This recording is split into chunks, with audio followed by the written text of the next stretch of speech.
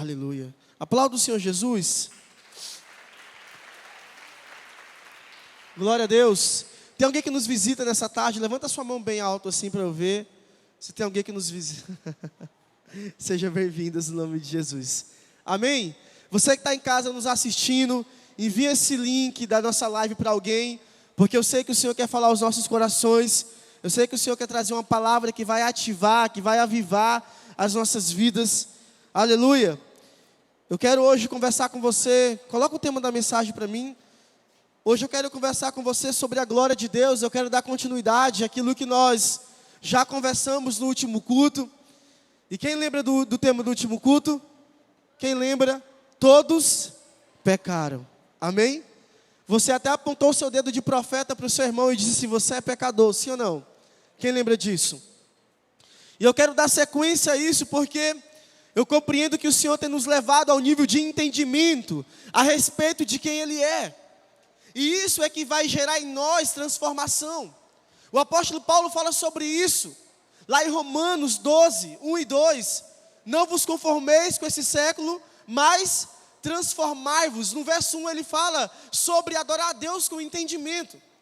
E eu acredito que a nossa geração ela não precisa somente levantar as suas mãos, mas ela precisa curvar o seu coração também, para que esse evangelho de Jesus, ele altere completamente as nossas vidas.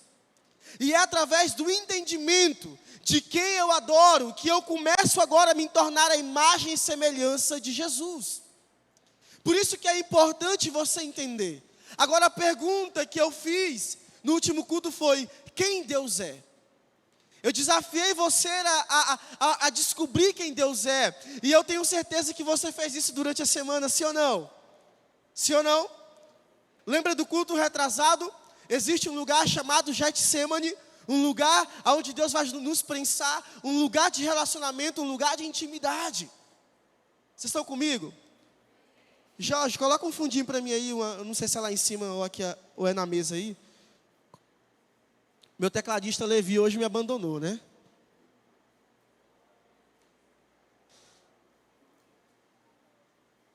Então eu falei sobre isso no culto, sobre Getsemane, sobre esse lugar de Deus nos prensar, porque foi lá que Jesus pediu para que Deus passasse dele o cálice.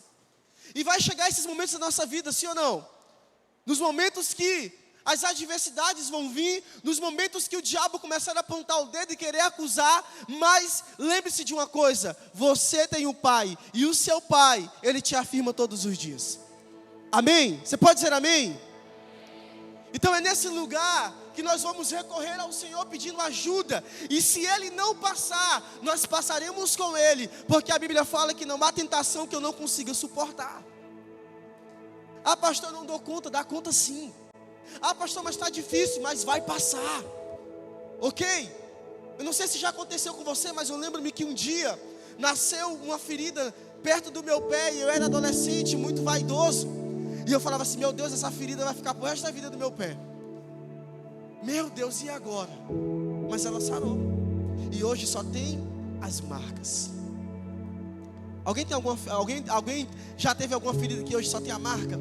E você falou assim: meu Deus, não vai passar, vou ficar feio, meu corpo vai ficar ridículo. Mas vai passar, sabe por quê? Porque o Senhor, Ele vem com cura sobre as nossas vidas. Eu não acredito que esse evangelho apenas massageia o nosso ego. Eu acredito que esse evangelho, ele nos confronta. Esse evangelho, ele nos leva a sair de um nível raso para um nível mais profundo.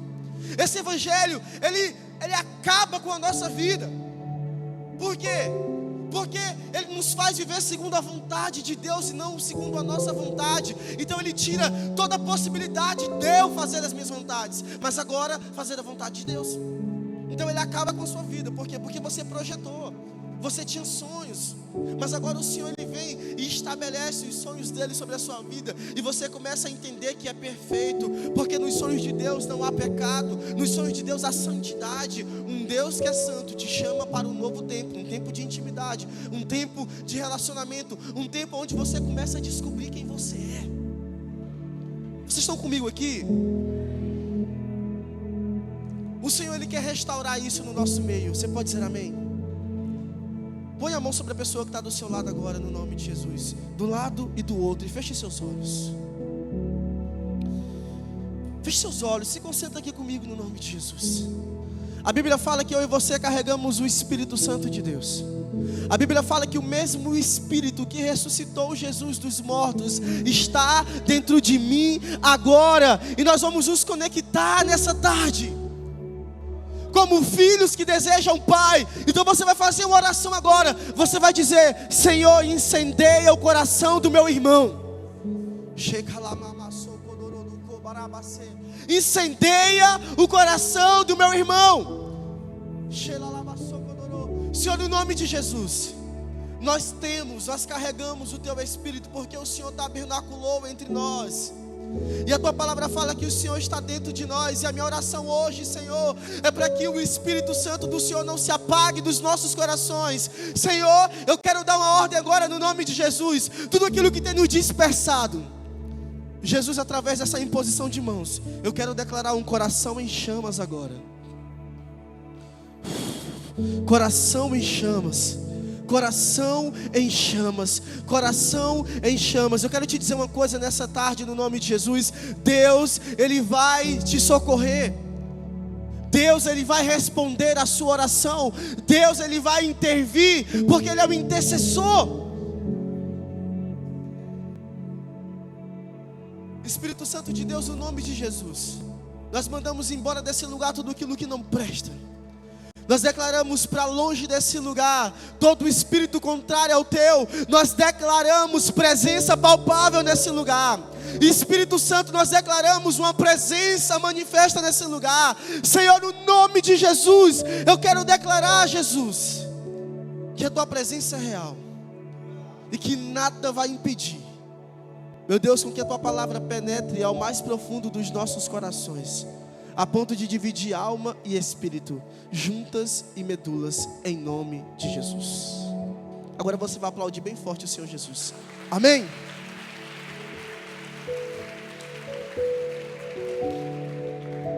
Fica tranquilo que em dezembro a gente tem as últimas provas do CRU e voltamos em fevereiro com a Camp Team, ok? Se você não fez a sua inscrição para o Camp Team, corra, ok? No nome de Jesus, senão você vai ficar de fora. Mas eu quero chamar a sua atenção, porque eu sei que o Senhor, Ele quer bagunçar com algumas coisas nas nossas vidas, ok? Eu sei que o Senhor, Ele quer sacudir com algumas coisas, e eu quero dar seguimento naquilo que Deus, Ele tem falado comigo. E hoje foi um dia incrível, hoje foi uma tarde incrível, aonde mais uma vez o Senhor falou comigo a respeito daquilo que Ele tem para esse tempo. Então, no nome de Jesus, você precisa ter esse entendimento de que nós somos pecadores. A Bíblia fala em Lucas 5:32 que Ele não veio para os justos, mas para os pecadores. Ou seja, o Senhor veio para você. Se eu falar alguma coisa de errado aqui, hoje eu estou rodado, viu? Que o homem, ele é bom. O Senhor nos chamou porque nós éramos pecadores, nós somos pecadores. Amém? Nós fomos salvos por meio de Jesus, diga amém. Estamos sendo salvos porque Ele ainda não veio, e seremos salvos porque Ele voltará. Ele voltará a segunda vez para buscar uma igreja que o aguarda. Agora, eu quero chamar a sua atenção nesse tempo, para um tempo muito pontual, que Deus, Ele quer fazer algumas coisas através da sua vida. Deixa eu te dizer uma coisa: adolescente profetiza, adolescente ora por cura, adolescente prega a palavra de Deus, adolescente expulsa demônio. Sabe por quê? Porque você tem acesso à palavra de Deus e você tem autoridade, Ele te deu autoridade. Saia desse lugar aonde você só vem para o culto, só participa de uma célula, participa de um momento legal, de um grupo, de um acampamento. Não, entenda que você é autoridade, e o Senhor está resgatando isso. Como? Te levando para o Getsemane, lugar de relacionamento. E nesse lugar Ele faz você entender que você é pecador, porque você carece dEle, você precisa dEle. E agora o Senhor, Ele afirma que nós somos salvos por meio da sua graça, por meio do seu amor. E hoje eu quero conversar com vocês sobre esse tema, de cara com a glória de Deus. Você já ficou de cara a cara com alguém? Sim ou não? Como é que é a sensação de ficar de cara a cara com alguém? Olhar para alguém, talvez uma prova na escola, uma gincana, alguma brincadeira. Você vai ficar de cara com alguém, olhar para essa pessoa por alguns segundos, parece ser meio constrangedor, sim ou não? Sim ou não? É meio constrangedor. Agora você imagina você de cara com Deus. Não tem como Deus não nos constranger. Preste atenção, o nosso Deus é santo. O nosso Deus não tem pecado. Agora imagina só você contemplando a beleza de Deus, de cara com Deus, olhando para Ele, entendendo quem Ele é. Você começa agora a adorá-lo. Por quê? Porque não é comum, é sobrenatural. Mas Deus nos chama para esse momento pontual. Sabe por que muito crente não mudou ainda? Porque não está de cara com Deus.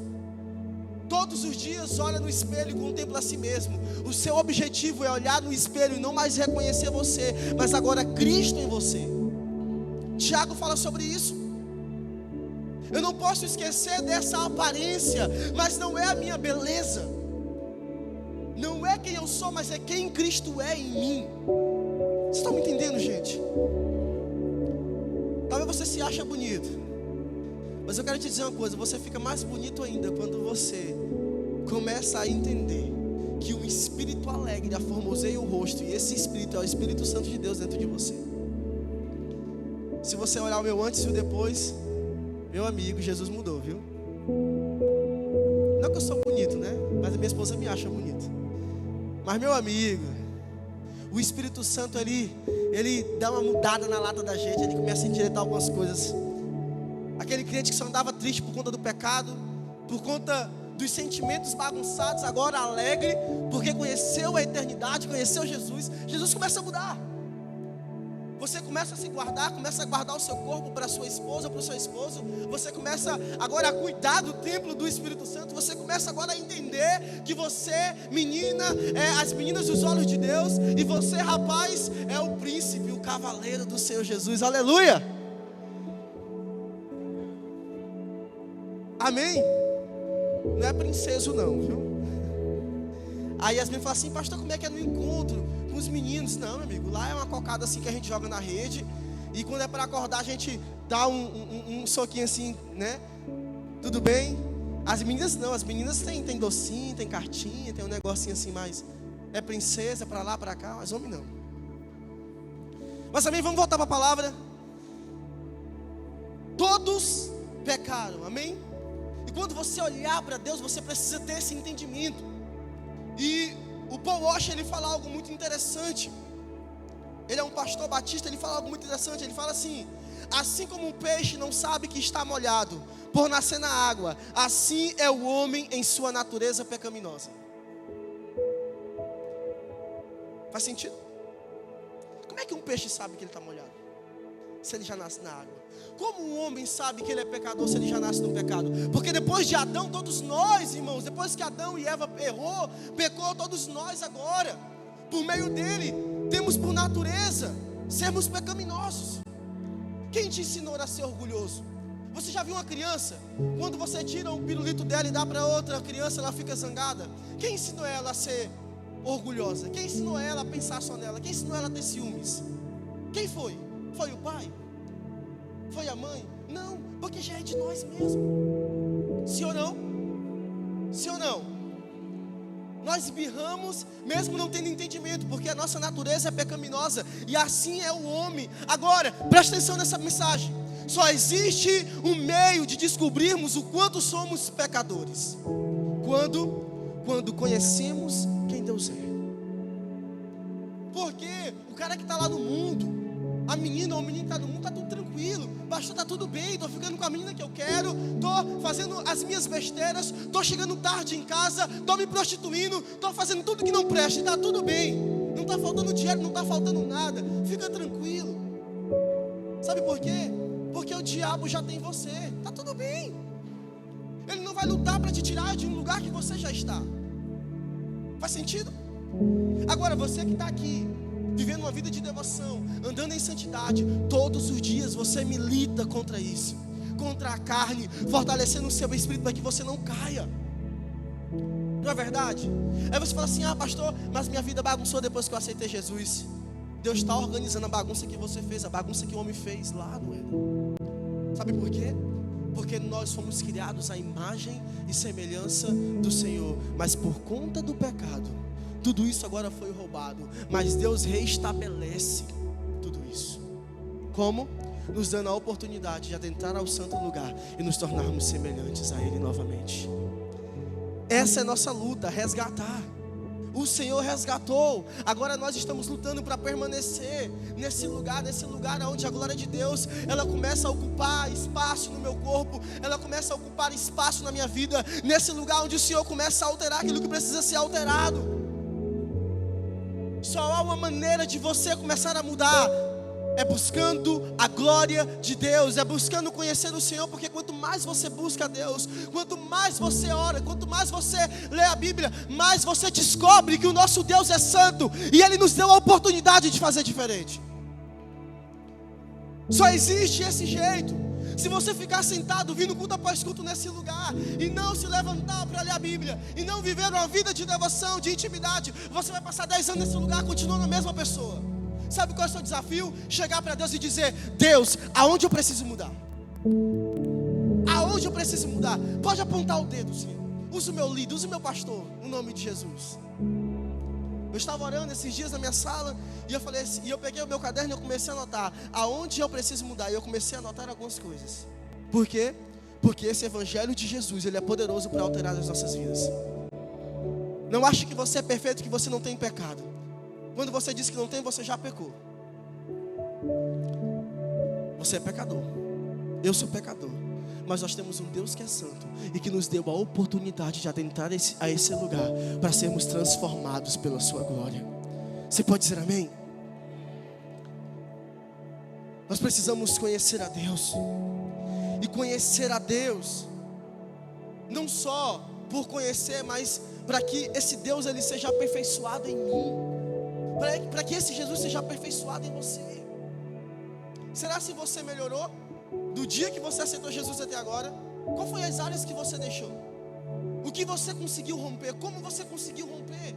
E aí, cara? Porque não faz sentido você dizer que serve a Deus, mas não mudou ainda nas suas atitudes. E eu sei que algumas coisas é progressivo, nada é do nada. Mas de repente, sabe por quê? Porque uma busca diária pela presença vai gerar em nós um coração parecido com o coração de Jesus. E áreas que você tinha dificuldade, daqui a pouco você não vai ter mais, porque você olha para um Deus que é santo. Minha mãe me dizia assim, ela falava assim: meu filho, cuidado, não ande com maconheiro, não ande com fulano de tal, porque senão você vai ser como eles, porque você está andando por mais que você não faça. A sua mãe fala isso para você? Meu filho, cuidado. Por quê? Porque se eu estiver no meio de alguém, de um grupo que roubou, mesmo que eu não roubei, o que vai acontecer comigo se a polícia chegar, meu amigo? Acabou. Perdeu, pagar a fiança. Estou rodado, ainda vou apanhar. Sim ou não? Nós precisamos entender que nós temos que andar com Deus e com os amigos de Deus nesse tempo. Não é que a gente vai escolher o nosso amigo da escola. Você vai evangelizar ele, amém? Você só não vai se corromper, mas você vai evangelizar ele, você vai pregar o evangelho. Mas você precisa entender que aquilo que você carrega é muito mais importante do que as práticas pecaminosas que você tinha antes. E eu não pego por causa do meu líder, eu não pego por causa do meu pastor, eu não pego por causa de Jesus, irmãos. Jesus é a motivação e o modelo para que eu ande em santidade. Amém? Enquanto eu orava nessa tarde, Deus me disse que alguns de vocês nesse lugar estavam pensando em desistir. E eu tenho uma palavra para você nessa tarde. Jesus disse, lá em João 14, eu sou o caminho, a verdade e a vida. E ninguém vai ao Pai, senão por mim. Você pode dizer amém? Eu não sei quem é, eu não sei se é uma ou duas pessoas, mas você vai olhar para alguém aí e você vai dizer assim: não desista. Diga para ele: não desista. Fala assim: estou aqui para te ajudar. Diga para ele. Se é só um ombro para chorar que você queria, você encontrou. Porque o Senhor, Ele quer alterar com as nossas vidas. Nenhum daqueles que Jesus, Ele levar ao Pai, eles vão se perder. E assim aqui, crente que não abre a boca, sofre sozinho. pastor, lá em casa faltou arroz. Abra a boca no nome de Jesus. Fala para o seu líder de célula, lá em casa não tem arroz, nós vamos te dar uma cesta básica. Compreendeu? Amém? Não sofra sozinho, está passando por problema emocional, está com um complexo de inferioridade. Fala para o seu líder e fala assim: ei, eu não estou bem, estou me achando tão feio, tão feia. Vem cá, deixa eu orar por ti, no nome de Jesus. Mas eu não consigo. Mas eu sou o mais pobre. Eu sou o mais assim. Eu tenho. Não, irmãos, o nome de Jesus. O nosso Deus é um Deus de equidade. Ele nos ama na mesma medida. Agora, minha pergunta é: será que o seu irmão ama a Deus na mesma medida que você ama? Eu não sei você, mas eu quero amar a Deus mais do que o Duarte. Não é porque eu não quero que ele ame a Deus, mas é porque eu quero ser o filho que honra o Pai. Eu quero ser o filho que conhece o Pai. Eu quero ser o filho que está próximo do Pai. E se ele vier comigo, ok, glória a Deus. Eu vou pegar no braço deles, vamos caminhar junto. Agora, o que me difere é a minha fome e a minha paixão. Por isso, no nome de Jesus, aumente a sua fome e aumente a sua paixão nesses dias. Seja intencional. A Bíblia não vai saltar até você na sua cama quando você estiver chorando, porque você foi apelidado na escola.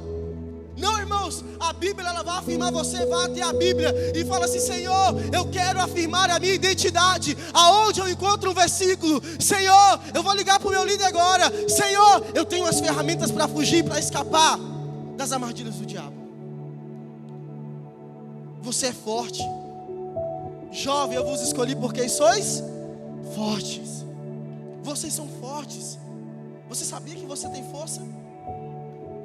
Você tem força. Força para amar o Senhor. Força para buscar a Deus. Força para se levantar, colocar sua Bíblia na mesa e ler. Força para orar. Força para chorar. A graça de Deus, ela se manifestou salvadora de todos os homens, a fim de nos levar a viver uma vida santa e justa nessa presente era. Você pode andar em santidade, amém? Eu e você podemos andar em santidade, diga amém. Aleluia. Por isso, você que queria desistir, se você está aqui nesse culto, eu quero orar com você no final do culto. Me procura no nome de Jesus, amém? Eu trouxe um cinturãozinho ali. Brincadeira. Eu trouxe óleo para passar em você, tá bom? Para sarar as feridas, para curar. Não é pecado pensar em desistir, não. Pecado é desistir, tá bom? Você vai só expor seu coração, abrir seu coração, porque o Senhor quer curar. Aleluia. Projeta para mim 1 Coríntios capítulo 3, verso 16. Para o homem é rápido, viu? Vocês não sabem que são santuários de Deus e que o Espírito de Deus habita em vocês? Olha para o irmão que está do seu lado com cara de surpresa e fala assim: o quê? O Espírito Santo habita em nós. Que notícia maravilhosa. Lembra? Todos nós pecamos e fomos o quê? Separados da glória de Deus. Mas agora, como o Espírito Santo habita em mim? Se um dia eu era pecador e eu continuo sendo pecador. Isso se chama graça. Favor de Deus que eu não mereço. Misericórdia. O castigo que eu merecia, mas Ele não me deu. Quem aqui já fez uma besteira em casa? Quebrou um vaso muito caro, ou quebrou um aparelho, sei lá, queimou alguma coisa, você: meu Deus, a minha mãe vai me matar, meu Deus, o meu pai vai me pegar e me dar uma rasteira e pular em cima de mim, e agora? Quem já fez alguma coisa assim? Agora você imagina só, Jesus olhando para nós, porque essa era a reação que deveríamos ter. Uau, eu cometi um pecado que agrediu a santidade de Deus. Mas nós não temos temor. Por quê? Porque nós ainda não entendemos que somos pecadores. Eu e você carecemos de arrependimento. Eu e você carecemos dessa misericórdia. O mais correto era que eu e você sofrêssemos. Pegássemos lapadinha nas costas, murro fofo na lata, um dois tabef. Mas Jesus falou assim: não, eles não vão dar conta não. Não vão dar conta não. Não vai dar conta. E Jesus falou assim: não, eu vou morrer no lugar deles. Eu vou pagar o preço para que eles tenham vida agora. Não é porque você é bom, não. Ah, Jesus me aceita porque eu sou bom, não. É porque você não dava conta de suportar o que Ele suportou. Mas agora o Senhor, Ele nos lavou, nos redimiu com o seu sangue. Você pode dizer amém? Eu e você hospedamos a presença de Deus. Você hospeda a presença de Deus. Pastor, eu sou imperfeito. Não, é isso mesmo. O Senhor hospeda dentro de você, Ele habita dentro de você. Amém? Eu quero ler um texto com você, no nome de Jesus. Romanos capítulo 8, do verso 1 ao 4. Feche seus olhos aí agora. Eu vou ler esse texto e você vai meditar junto comigo com seus olhos fechados.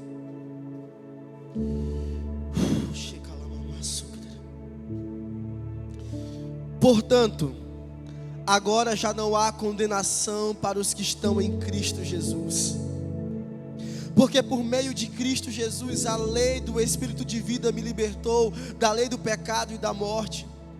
Porque aquilo que a lei for incapaz de fazer, por estar enfraquecida pela carne e pelo pecado, e assim o condenou o pecado na carne, a fim de que as justas exigências da lei fossem plenamente satisfeitas em nós, que não vivemos segundo a carne, mas segundo o Espírito. Quem pode dizer amém?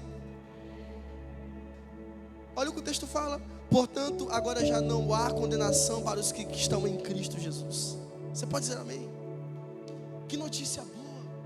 E eu li esse texto hoje à tarde e eu chorava porque eu comecei a lembrar da minha vida, de quem eu era e de quem eu sou e como Cristo mudou a minha vida. E eu olhar para Jesus e falar assim: não há condenação para aqueles que creem, não há condenação para aqueles que aceitaram Jesus como Senhor e Salvador, não há condenação. Jesus te libertou. Não reclama do arroz com feijão e ovo que você come todo dia, irmãos, que às vezes ninguém tem. Não reclame da mãe que você tem, do pai que você tem. Não reclame da vida que você tem. Sabe por quê? Porque você estava morto, mas agora você vive porque Cristo habita em você. Você estava condenado, mas agora um Deus te deu a oportunidade de fazer diferente. Você tem a oportunidade de fazer diferente, de andar diferente, de ser diferente, de mudar. Amém? Essa oportunidade é única. Aproveite no nome de Jesus. Aproveite no nome de Jesus. A Bíblia fala que nós somos libertos da lei do pecado e da morte. A Bíblia fala que nós somos livres. Mas eu quero acrescentar algo. Nós somos livres, mas não para fazer aquilo que a gente quer, mas para fazer a vontade de Deus. Amém? Ah, pastor, eu sou livre, eu faço o que eu quero. Ok. A Bíblia fala que eu vou ser cobrado lá no juízo, no grande dia. Eu acho que é Eclesiastes que fala que o jovem pode fazer tudo o que ele quer na sua mocidade, mas no último dia, meu amigo, o negócio vai pegar. No último dia você vai estar diante de Deus. E aí? O justo juiz, Ele não vai te pegar e quebrar não, porque Ele já te salvou, ok? Mas irmãos, nós vamos ser constrangidos com tamanha glória. Com tamanha glória. Eu não sei se você é um desses alunos. 2 eu sei que é, ou intermediário. Mas tem um aluno que ele é muito inteligente, ele sempre tira 10 nas provas. Aquele aluno que você pede a colinha de vez em quando, sabendo que é pecado, vigia. Aquele aluno que você pede ajuda, sabendo que ele é bom. E tem aquele aluno que não é bom, que não estuda, que não faz as coisas certinhas. E aí quando chega o resultado, que você olha o boletim, que você compara com o seu amigo que é inteligente, você que tirou só 5, 6, você se sente assim: meu Deus, cadê a inteligência? O Senhor foi embora. Imagina só essa comparação, hein? Irmãos, nós precisamos entender no nome de Jesus que o nosso Deus, Ele nos ama. Amém? Na mesma medida. Mas a vontade de Deus é fazer com que eu e você façamos o bem. A Bíblia fala isso. Nós precisamos caminhar segundo a vontade do Senhor Jesus, segundo a vontade do nosso Deus. O Senhor te chama nesse tempo para fazer a vontade dEle. Não é para tirar vermelho não, irmãos, é para tirar 10. Ok? É para tirar 10. Amém? Estou profetizando, viu? Então entenda que a graça de Deus não é fazer o que eu quero, a graça de Deus é fazer a vontade do Pai. Coloca para mim Tito, capítulo 2, verso 11. Vamos ler esse texto. Estão me entendendo, gente? Todo mundo aí? Porque a graça de Deus se manifestou, repita comigo, salvadora a todos os homens. Próximo. Ela nos ensina, ou seja, se ela nos ensina, ela é uma professora. Repita comigo, professora.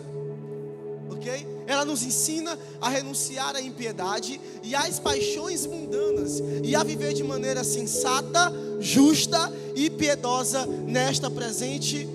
Cadê? Nesta era presente ou na presente era. Amém? Uma vida piedosa. Uma vida de devoção. O que é devoção? Eu preguei sobre devoção aqui. Quem lembra? Eu preguei sobre devoção. Você precisa amar o Senhor com tudo que você tem. Você vai gastar forças amando a Deus. Você vai gastar forças lendo a Bíblia.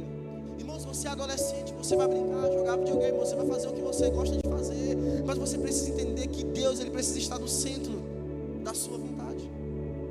Ok? Ele precisa estar no centro. Ah, mas minha vontade é isso. Não, ame a Deus. Ele precisa ser o centro. Ele precisa vir primeiro. Por quê? Porque senão você vai ser um crente, vem para a igreja, desvia, daqui 6 meses, depois volta de novo e vai viver apenas de momentos. De momentos. Vem para o culto, acha legal, Deus fala com você, mas Deus tocou nas emoções. Deus quer arrancar com tudo aquilo que não presta, estabelecer algo novo sobre a sua vida, te dar um coração novo, te dar um espírito novo, amém? Nosso Deus é poderoso para fazer. Mas eu quero ler um texto com você, bem grande.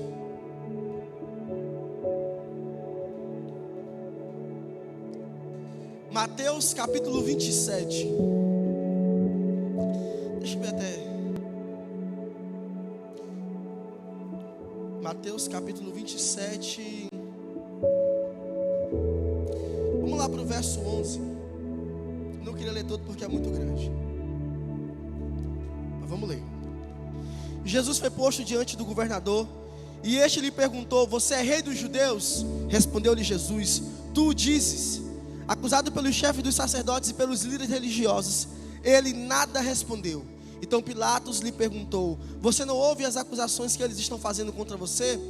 Mas Jesus não lhe respondeu nenhuma palavra, de modo que o governador ficou muito impressionado.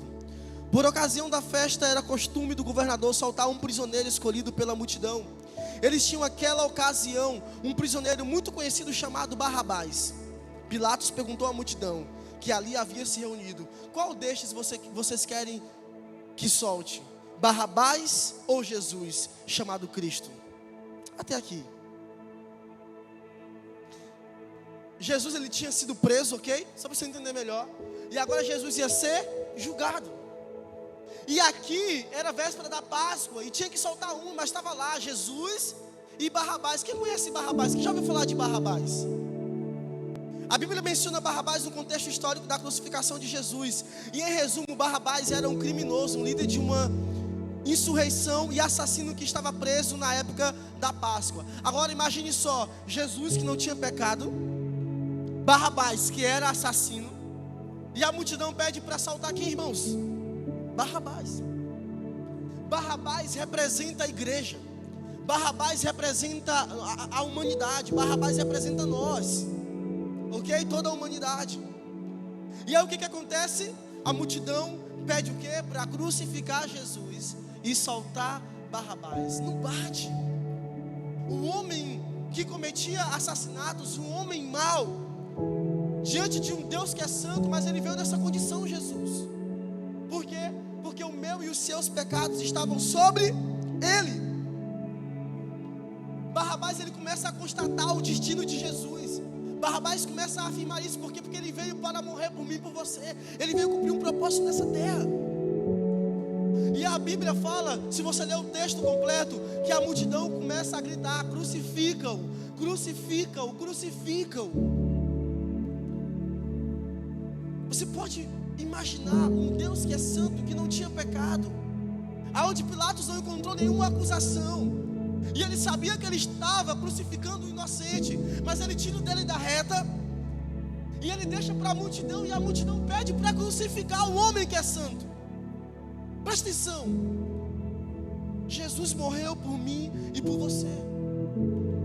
Nós estávamos nessa condição, mas Deus olhou do céu e teve misericórdia para conosco. E olha o que a Bíblia fala em Isaías 53, 10 e 11. Presta atenção. Fazia parte do plano do Senhor esmagá-lo e causar-lhe dor. Era plano de Deus humilhar Jesus. Era plano de Deus esmagar. Agora, que pai é esse, na sua sã consciência, esmagar o seu filho por amor a um povo pecador, por amor a um povo que é ruim, que tem pecado, que não ama a Deus, obstinado, por um povo que não tinha ciência de quem Deus é, estava ali caminhando segundo a sua visão, ofuscada e pecadora. A multidão começa a pedir a cabeça de Jesus. Crucificam, crucificam, crucificam. Aí vocês olham os filmes e vê Jesus com a cuequinha. Você vê Jesus assim. Não, irmão, Jesus foi humilhado. Você imagina naquele chicote que eles batiam em Jesus, tinham lâminas que arrancavam pedaços de carne da costa de Jesus. Irmãos, não foi fácil. Ele sofreu a pior morte. Se você olhar no Antigo Testamento, você vai perceber que aqueles que iam para o madeiro, ou seja, para a cruz, eles eram o quê? Malditos, porque eles tinham cometido o pior crime da sociedade. Jesus está pregado em um madeiro por não cometer nada. Que injustiça! Mas não, a justiça de Deus foi olhar para nós e ter misericórdia e colocar o seu filho lá, para que ele pudesse sofrer por amor a mim e a você. Você pode dizer amém? E olha que o texto continua dizendo: quando porém sua vida for entregue como oferta pelo pecado, ele terá muitos descendentes. Diga assim, amém. Terá vida longa e o plano do Senhor prosperará em suas mãos. Quando ele vir tudo que resultar de sua angústia, ficará satisfeito. E por causa de tudo que o meu servo justo passou, ele fará que muitos sejam considerados justos, pois levará sobre si os pecados deles. Você é justo porque o Senhor, você recebeu a justiça de Deus porque o Senhor se colocou nessa condição de pecador. Por isso você recebeu, por isso você foi justificado. Amém? Você não merecia, nem eu merecia, mas o Senhor, Ele nos alcançou, aleluia. O Senhor nos alcançou, o Senhor nos tirou desse lugar. O Senhor está mudando completamente com as nossas vidas. E eu quero entrar no ponto-chave dessa mensagem. Eu estou te explicando tudo isso para que você entenda o amor de Deus por você, e para que você entenda o que Ele fez. Se você olhar de Gênesis a Apocalipse, você vai ver um Deus lutando para que nós pudéssemos estar no lugar de intimidade. Como diz Bob Sorger, Jesus não morreu na cruz para que você se alimentasse dele uma vez por semana. Ele morreu na cruz para que você se alimentasse dele todos os dias, para que você tivesse relacionamento, para que você lesse a Bíblia, para que você orasse. Não foi, Jesus morreu em uma cruz, ok, uau, que lindo. Mas eu pego na Bíblia uma vez por mês. Vigia, crente, no nome de Jesus. Vigia. Entenda o amor de Deus. Quem era você e como você está hoje nessa condição. Ele te deu a oportunidade. Ele te deu um presente. A Bíblia fala que a graça se manifestou o quê? Salvadora. Agora você tem a oportunidade de estar com Ele na eternidade. Por quê? Porque Ele perdoou os seus pecados. Você foi perdoado. Você está perdoado. Pastor, pequei agora. Você já está perdoado, porque o Senhor te perdoou. Agora se coloque nessa condição de que você carece desse arrependimento, de que você precisa estar diante de Deus, amém? De que você precisa estar diante do Senhor. E aí você vai ver na antiga aliança, depois que o homem peca, lá em Gênesis 3:8, eu vou dar uma pincelada bem rápida aqui. Gênesis 3:8, o homem passeava pelo jardim, Deus falava com o homem. Mas em Gênesis 3:23, Deus expulsa o homem porque o homem peca. E agora Deus levanta o libertador do povo de Israel. Deus levanta Moisés. Moisés começa a conduzir o povo que estava preso. Deus levanta esse homem para libertar esse povo. E agora Deus, ele dá instruções para Moisés. Por quê? Porque o homem havia perdido a presença lá no jardim por conta do pecado, ok? Um ponto muito importante, o homem tinha perdido a presença. E agora Deus levanta Moisés, instrui Moisés a fazer o tabernáculo. Mas antes do tabernáculo, a tenda antecedeu o tabernáculo. Moisés entrava na tenda, Moisés falava com Deus, sim ou não? E agora Deus Depois de instruir Moisés, depois de um tempo, Moisés constrói o tabernáculo. E o tabernáculo foi feito bem bonitinho, com todos os compartimentos, com as bacias de bronze, com as coisas de ouro, com as cortinas azuis. Eu não sei te falar todos os utensílios. Você lê a Bíblia, você vai ver lá em Êxodo, ok? E aí Deus faz, e dentro desse tabernáculo, eu não sei se tem como pesquisar uma foto para eles verem, que o João é rápido. Tem como pesquisar uma foto do tabernáculo aí, de Moisés? E aí, Deus faz o tabernáculo, Moisés constrói o tabernáculo, e lá no Santo dos Santos, porque era dividido em 3 compartimentos, ficava a Arca da Aliança, que representava a presença de Deus, ok? E só o sumo sacerdote poderia adentrar esse lugar, para se relacionar com Deus, porque nem todo mundo tinha a liberdade que você tem hoje de estar na presença. Lá ninguém tinha, não era todo mundo, era Moisés, Arão e algumas pessoas. E aí? Estou te explicando bem rápido isso para você entender o que eu quero te dizer. Então, olha aí como é que era. Então, nesse lugar, não era todos que poderiam entrar. E aqui cortinas separavam. Esse aqui era o átrio, ok? Onde as pessoas ficavam, o arraial. E estava no meio do povo, esse tabernáculo, porque era muito importante, representava muito para o povo de Israel a presença de Deus. E assim ela precisa muito ser valorizada por nós como igreja hoje, amém? Ela é importante para nós, ok? Então, o que acontece? Nem todo mundo adentrava, e lá estava a Arca da Aliança, que representava a presença de Deus. E aqui cortinas separavam esse lugar.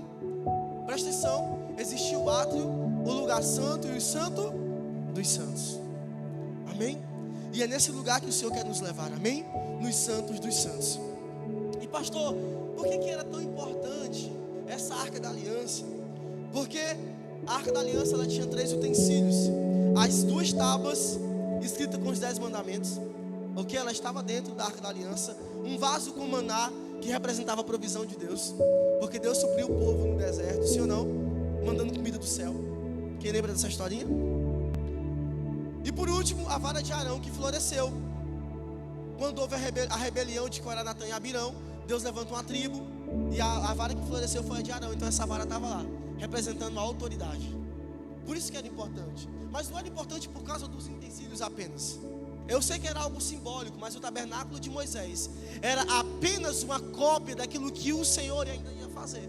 Presta atenção, amém? Isso aqui é apenas a representação, amém? Porque Deus não tem prazer nessas coisas, e nós vamos chegar lá, mas eu não quero antecipar. Então, a presença estava em uma arca, sim ou não? Diga comigo, sim. A arca estava em uma tenda no meio do povo, sim ou não? Mas somente alguns poderiam acessar a presença. Por quê? Porque o pecado nos afastou. E a Bíblia fala em Hebreus 12:14: esforçai-vos para viver em paz com todas as pessoas e em santificação, sem a qual ninguém verá o Senhor. Repita comigo: sem santidade é impossível ver a Deus. Pastor, eu quero ver a Deus. Pois começa a andar em santidade. Pastor, o que é santidade? É você começar a fazer as mesmas coisas que Jesus faz. Não é apenas abandonar o pecado, porque você pode deixar um pecado, mas se você não lê a Bíblia e não ora, você não é santo, ok? Porque não é o rito que te santifica, não é deixar, é se tornar. Não é saber que tem que fazer, mas é fazer. O que te torna santo não é abrir mão da pornografia, não é deixar de entrar nos sites que contaminam os seus olhos. O que te torna santo é deixar tudo isso, mas olhar para um Deus que é santo e fazer as mesmas coisas que Ele faz. Amém? Quem tem irmão? Você já ficou zangado com seu irmão na fase da sua... Quando você era criança, ou até mesmo hoje, adolescente, de seu irmão começar a imitar você, falar as mesmas coisas que você fala. Lá em casa tem uma briga enorme. O Tiago e o João, pai, o João está me remendando. Aí o João, pai, o Tiago dá assim. Aí eles começam a brigar. Aí eles começam a repetir as mesmas coisas que o outro faz. Assim é o Senhor. A Bíblia fala o quê? Seja meus imitadores como eu sou de Cristo. O apóstolo Paulo fala sobre isso. Nós precisamos começar a olhar para o Senhor e fazer as mesmas coisas que Ele faz. Amém? Jesus é o modelo. Se você não olhar para Jesus, crente, você não se santifica. Se você não olhar para Jesus, você vai continuar do mesmo jeito que você está. Se você não olhar para Jesus, nada vai mudar. Então comece a olhar para Jesus e comece a fazer as mesmas coisas que Jesus faz. Pastor, mas como é que eu vou saber o que Jesus fazia? Lê a Bíblia.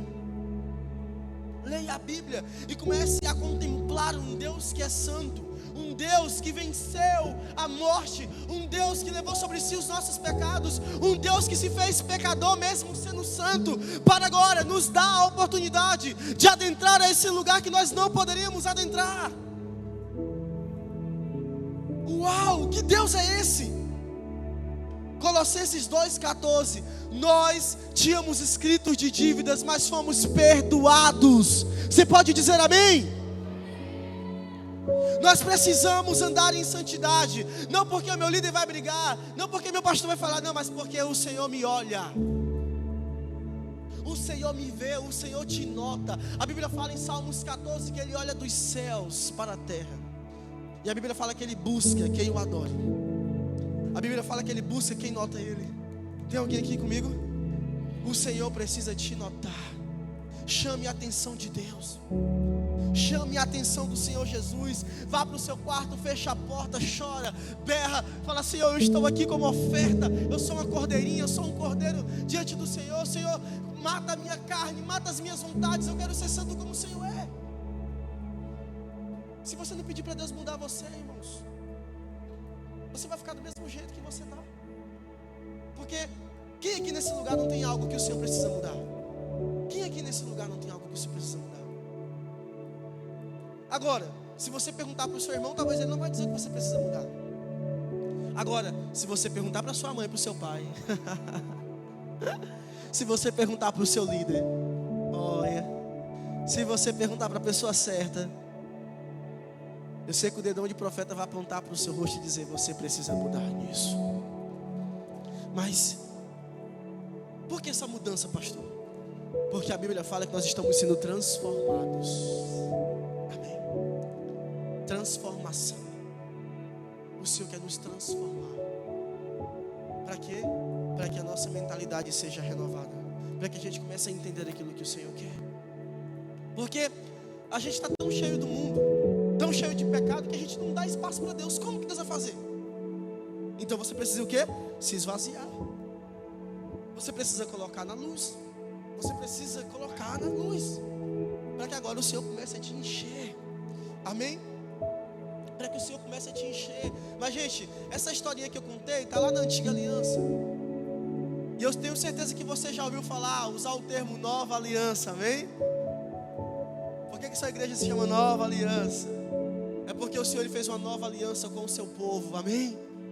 Amém? Existe a Antiga Aliança, Antigo Testamento, e Nova Aliança, Novo Testamento. O Senhor, Ele veio em carne nessa terra. A Bíblia fala que o Verbo se fez carne e habitou entre nós. João capítulo 1. Por quê? Porque Ele tinha que sofrer o que eu e você precisávamos sofrer. Ele tinha que morrer por nós. Ele tinha que ser humilhado para que eu e você tivéssemos intimidade com Ele. É por isso que a presença habita dentro de você. Presta atenção, a presença estava em uma caixa, mas agora a presença está dentro de você. E aí a gente canta música que nem sabe, né? Ele veio tabernacular entre os seus. Por que tabernacular? Porque ele habita dentro de nós agora. O tabernáculo é feito de madeira. O tabernáculo era revestido de ouro. Mas agora a Bíblia fala que o tabernáculo é nós, somos nós. Você é o tabernáculo de Deus, que o Senhor está mudando. E quando Deus, Ele fala com Moisés, a Bíblia fala assim: Moisés, faz tudo conforme eu te falei. Moisés estava construindo o tabernáculo. Agora, existem 66 livros apontados para nós, dizendo: você precisa caminhar segundo essa palavra. Salmo 119, 11. Amém? Como um jovem pode se manter puro na sua mocidade? Como? Guardando a palavra de Deus no seu coração, vivendo de acordo com a vontade do Pai. Agora, vamos lá, para cima de mim, dizer que anda em santidade não lê Bíblia não rola, meu amigo. Primeira coisa que eu pergunto em um devocional: você está lendo Bíblia? Está orando? Não, pastor, tem isso uma semana, mas também. Mas você não ajuda. Você não ajuda Deus, você não ajuda ninguém, nem o seu líder. Não vai. sintoma de alguém que não está em santidade, irmãos, é a ausência da intimidade. A ausência da intimidade nos leva a viver segundo a vontade da nossa carne, mas viver em intimidade leva você a viver de acordo com a vontade de Deus. Ah, pastor, eu leio a Bíblia e oro, eu tenho uma intimidade com Deus. Pois é 90% de chance que você vai viver em santidade, andar em santidade. Eu vou botar até menos, porque existe algo chamado a lei da responsabilidade. Porque não adianta você ler e não aplicar. A Bíblia fala em Lucas 6,46 que aquele que ouve e obedece é como um homem que edificou a sua casa na rocha. Amém? Agora aquele que ouve e não obedece, ele edificou a sua casa onde? Na areia. E aí vai vir um vento forte, vai derrubar essa casa. Diga assim, está repreendido. Coloca para mim Mateus 27:45.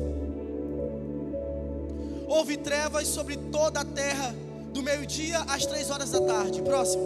Por volta das 3 horas da tarde, Jesus bradou em alta voz: Eloi, Eloi, sabactani, que significa: meu Deus, por que me abandonastes? Quando alguns dos que estavam ali ouviram isso, disseram: ele está chamando Elias. Imediatamente um deles correu em busca de uma esponja, embebeu-a em vinagre e colocou na ponta de uma vara e deu a Jesus para beber. Mas os outros disseram: deixe-nos, vejam se Elias vem salvá-lo. Até aqui eu não vou ler tudo. Jesus começa a bradar, Jesus começa a gritar. Presta atenção, o grito de Jesus não era porque ele estava sentindo dor apenas, irmãos. O grito de Jesus é porque naquele momento ele foi distanciado do Pai. Por quê? Porque sem santidade é impossível ver a Deus. O grito de Jesus, o desespero de Jesus foi porque naquele momento ele estava se tornando maldito para nos tornar bendito. Naquele momento ele levou sobre si os nossos pecados, então ele estava se distanciando de Deus. E ele gritou: Deus meu, por que me abandonastes? Deus meu, por que você me deixou aqui? Imagina o filho gritando para o pai: Pai, por que você deixou eu passar por isso? Pai, por que você deixou eu bater o meu dedo? Pai, por que você deixou acontecer isso comigo? Mas era necessário. Isaías 53, a Bíblia fala que Deus se agradou em moer Jesus. E a Bíblia fala que o véu foi rasgado, o véu do templo, porque esse templo permaneceu. Salomão ergue um templo, e o templo ele começa, o templo ele dá seguimento, e existe um outro templo. E sabe o que acontece? O véu é rasgado. Por quê? Porque a cortina separava. Amém? A cortina separava, mas agora, deixa eu te dizer uma coisa, você vai dar um glória a Deus bem alto. Amém? Agora não há mais nada que nos separe do santo lugar, porque o véu foi rasgado. E quando você entra no lugar de intimidade, você dá de cara com a glória de Deus. Aleluia! Você dá de cara com a glória de Deus, porque não existe mais cortina separando você. Quando você entra para orar, você está de cara com Deus. Você olha para Deus e fala assim: Senhor, muda a minha vida. E olha o que Coríntios fala, 2 Coríntios 3:18.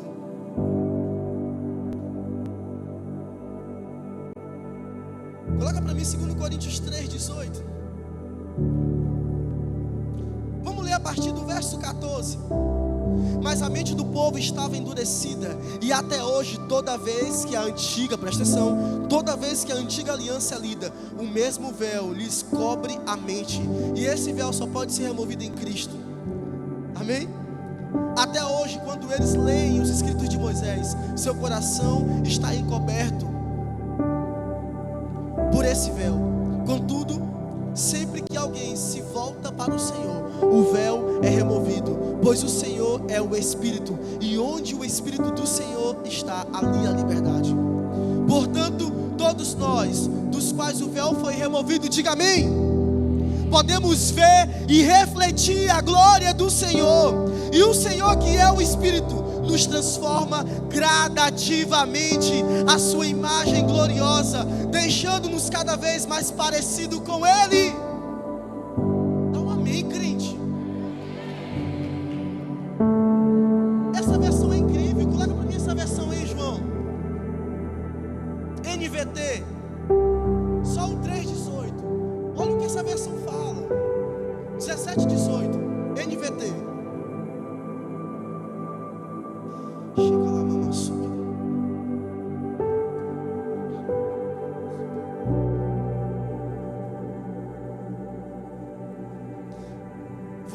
vez. Portanto, todos nós, presta atenção, todos nós, dos quais o véu foi removido, podemos ver e refletir a glória do Senhor. E o Senhor, que é o Espírito, nos transforma gradativamente a sua imagem gloriosa, deixando-nos cada vez mais parecido com Ele.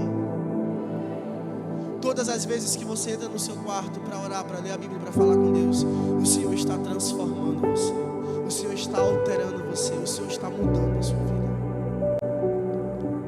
Lembra do início do culto que eu falei? Que o Paul Washer fala?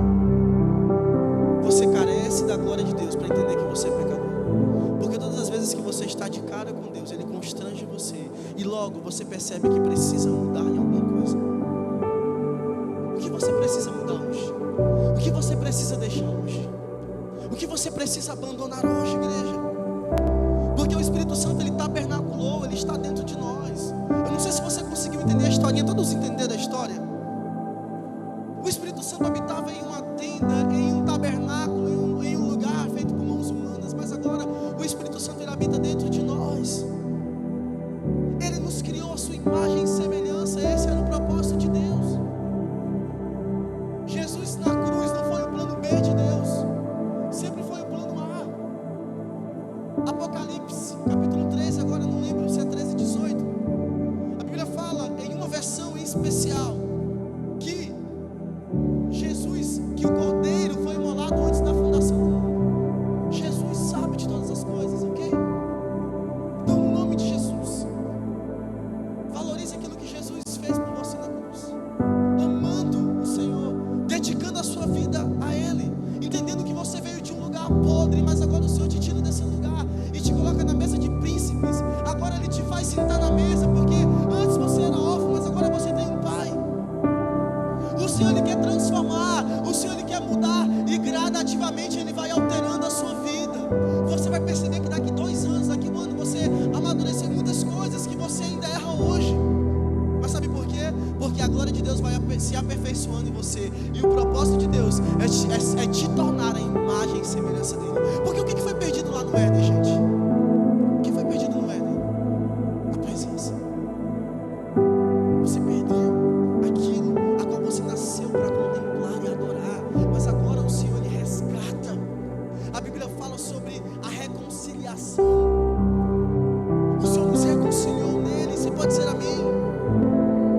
Olha o que 1 Coríntios 6,19 fala. NVT. Vocês não sabem que seu corpo é templo do Espírito Santo? Do Espírito Santo que habita em vocês e lhes foi dado por Deus. Vocês não pertencem a si mesmos, pois foram comprados por alto preço. Portanto, honre a Deus com seu corpo. Gente, olha que interessante. O apóstolo Paulo falou o quê? Honre a Deus com o seu corpo. Romanos 12, 1 e 2 falou o quê? Apresentei o vosso corpo como sacrifício vivo, santo e agradável a Deus. Portanto, irmãos, suplico-lhes que entreguem seu corpo a Deus por causa de tudo que Ele fez por vocês. E lá em Coríntios ele fala a mesma coisa. Pastor, como eu vou honrar a Deus? Fazendo a vontade dele.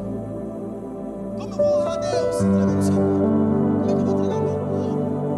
Você vai tirar tempo de oração. Tempo de oração. Orar e orar.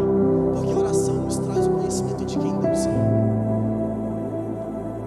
O que você precisa mudar? É na sua casa, é com a sua mãe. Você faça um voto. Eu não vou responder a minha mãe.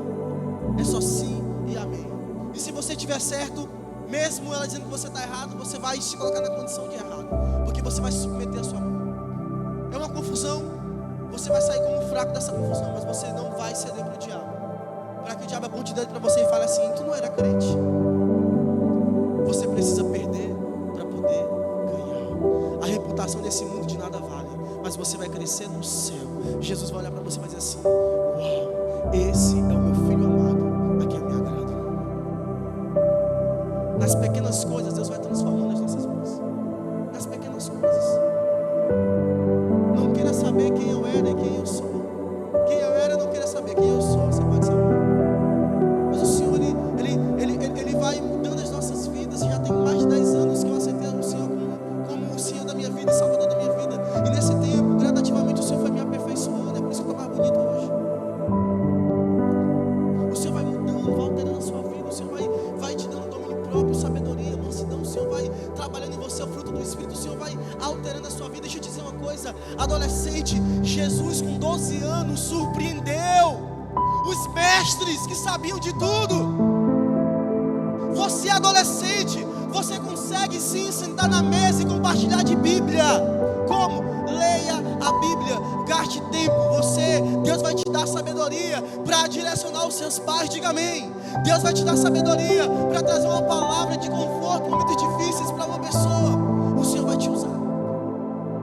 O Senhor vai te usar. Agora, para que o Senhor te use, deixe de ser usado pelo pecado. Fala assim: eu quero me santificar hoje. Se você tem dificuldade em algumas coisas da sua vida e você vê que isso atrapalha você de amar a Deus, hoje é o dia.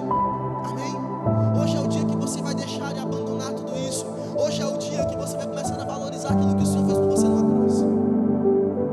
Atos 7:48. Estevão, o primeiro mártir da Bíblia. O que acontece com Estevão? Estevão, ele é apedrejado. Estevão, ele morre por causa do Evangelho. Mas qual era o discurso de Estevão? Deus não habita em templos feitos por mãos humanas. Deus, o nosso Deus, o Deus de todo o universo, Ele habita dentro de nós. Aquilo era uma ofensa para os judeus, porque o templo demorou 40 anos para ser construído. Mas como agora um cara chega e fala assim: olha, está tudo errado, Deus não está nem para isso aqui. E Jesus fala isso também. Jesus chega chutando a mesa dos cambistas. Jesus fala assim: ninguém pode fazer da casa do meu pai casa de ladrões. O comércio. Os discípulos lembram do texto: o zelo por tua casa me devorará.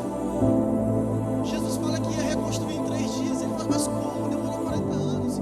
Mas Jesus estava falando do corpo dele. E a Bíblia fala que quando Jesus morre, quando ele ressuscita, eu e você ressuscitamos com eles. E é por isso que agora nós temos o Espírito Santo dentro de nós. Estevão foi apedrejado por causa disso, irmãos. Porque ele começou a enfatizar. Ele começou a dizer que Deus não habitava em templos feitos por mãos humanas. Deus habita agora dentro de nós. Você pode dizer amém?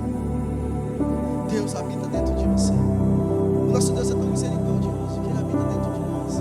E a Bíblia fala ainda mais que o Espírito que habita dentro de nós estaria conosco até a sua volta. E aí quando você estiver lá na sua depressão, diga: está repreendido. Na sua ansiedade que vai querer chegar, você vai estar repreendido. Diga: bem, está repreendido. Você vai dizer: existe alguém comigo. Existe alguém comigo. E essa pessoa se chama Espírito Santo. Você pode dizer amém? Fique de pé no seu lugar, no nome de Jesus.